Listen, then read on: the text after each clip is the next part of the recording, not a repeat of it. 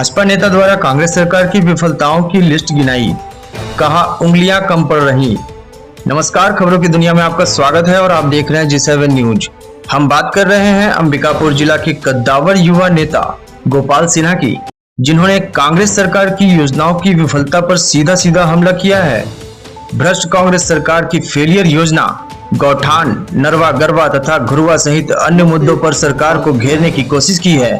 कांग्रेस सरकार में जमीन हड़पने तथा धड़ल्ले से कोयला व कबाड़ की चोरी मामला तथा अवैध रेत उत्खनन पर रोक लगाने का भाषण देने का दिखावा करते हुए जोर शोर से अवैध उत्खनन कराने संबंधी मुद्दों पर कटाक्ष किया है। वहीं स्वास्थ्य विभाग में जर्जर जिला चिकित्सालय की छत गिरने से बड़ा हादसा हो सकता है। और तो और स्थानीय स्वास्थ्य मंत्री के क्षेत्र की ऐसी दुर्दशा शर्मनाक है। इसकी सुध लेने वाला दूर दूर तक दिखाई ही नहीं देता। यहाँ के शौचालय की स्थिति भी बदतर है। करोड़ों की लागत से MRI मशीन का अब तक रिबन भी नहीं कटा। देखना तो यह है कि क्या कांग्रेस सरकार 6 महीनों में किस तरह का विकास कार्य कर पाएगी या फिर पुनः वादा करके सत्ता हासिल करना चाहेगी। संवाददाता गुरजीत सिंह की रिपोर्ट, G7 न्यूज। नमस्ते, मैं गोपाल सिन्हा, भाजपा किसान मोर्चा प्रदेश सह कार्यालय मंत्री। उसके बारे में देखिए क्या है, ये मेरे संज्ञान में आया है और बड़ा ही दुखद है ये, क्योंकि आप सबों को पता है जब से ये कांग्रेस की सरकार आई है, ये सरकार खुलेआम भ्रष्टाचार कर रही है। जमीन का मामला हो या आपने अभी रिसेंटली आपने देखा होगा PSC का जो घोटाला हुआ। आप बताइए कि जो बच्चे रात दिन मेहनत कर रहे हैं उनके साथ ये तो छलावा है।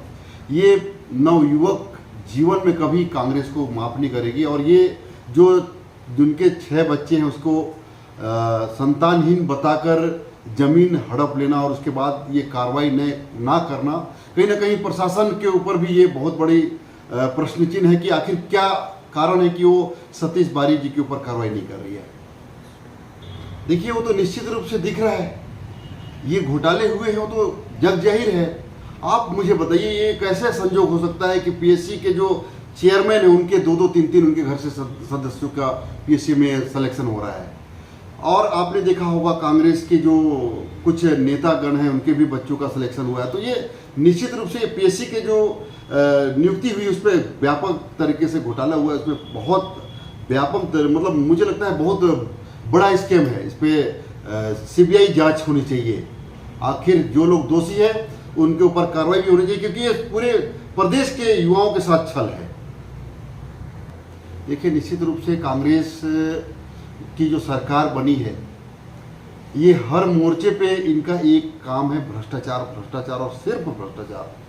चाहे मैं रेत की बात करूं, चाहे कोयले की बात करूं, चाहे शराब की, अभी आपने देखा होगा 2000 करोड़ों का शराब घोटाला और वो प्रमाणित है वो। और ये PSC की जो आपने देखा PSC में इस तरह के ये पैसे के चलते कांग्रेस की सरकार भ्रष्टाचार के चलते किसी स्तर तक जा सकती है। और आने वाले 6 महीने में यहाँ पे इलेक्शन होना है तो यहाँ की जनता इनको पूरी तरह से नकार देगी, मुझे ऐसा विश्वास है। देखिए निश्चित रूप से ये जो सरकार है इसके दबाव में कहीं ना कहीं प्रशासन है। जैसा कि आपको मैंने पहले भी बताया कि सतीश बारी के ऊपर FIR है और आज तक गिरफ्तार नहीं हुए हैं वो। और ये जो चावल घोटाले के अभियुक्त हैं उनके खिलाफ भी नॉन एंटीसेप्टिक बेल फेल हो गया है, उसके बाद रिजेक्ट खारिज हो गया, उसके बाद भी गिरफ्तार नहीं होना। तो ये कांग्रेस की सरकार शुरू से इनके पास सिर्फ भ्रष्टाचार के अलावा कुछ काम है नहीं। चाहे ये रेत की बात करूं, चाहे कोयले की बात करूं, चाहे शराब की बात करूं, चाहे ये गोठान, वहाँ आप जाएंगे तो आपको दिखेगा कि इस क्षेत्र की जनता कैसे नर्क वाली ज़िंदगी जी रही है। और मैंने कई बार स्वास्थ्य मंत्री जी से इस विषय पर मैंने उनके ऊपर बात भी उठाया है। आप जैसा कि MRI मशीन के लिए CSR मद से 12 करोड़ मिलने के बाद आज तक MRI मशीन नहीं खरीदा पाया। तो ये TS सिंहदेव, चाहे मैं पंचायत विभाग में भी फेल थे और स्वास्थ्य विभाग में भी फेल हैं, इनको तो अगर जनता की अगर थोड़ी बहुत भी अगर इनके अंदर वो है तो इनको इस्तीफा दे देना चाहिए। मेरा तो ये कहना है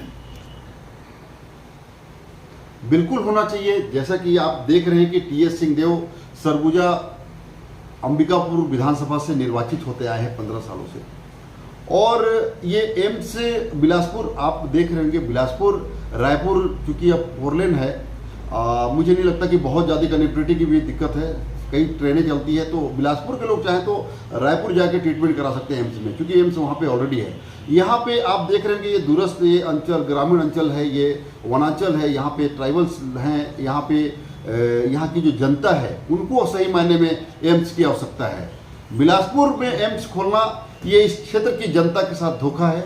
ये तो ये वाली बात हो गई कि यहाँ पे की जनता सिर्फ वोट बैंक के लिए टीएस सिंहदेव यूज कर रहे हैं। इनको अगर सही मायने में इनके जो कर्ज उतारना है, इनने जो विश्वास के साथ इनको 3 बार से निर्वाचित करा है, ये इन्होंने वोट अपने अमूल्य वोट देकर इनको जो इन्होंने विजय बनाया है, तो ये बिलासपुर में एम्स खोलने की बात ना करके ये ना सिर्फ अपना किरकिरी करार, बल्कि इस क्षेत्र की जनता, ये जिन लोगों ने, यहाँ की जनता ने जिस विश्वास से इनको जिताया, इनके साथ भी एक छलावा है।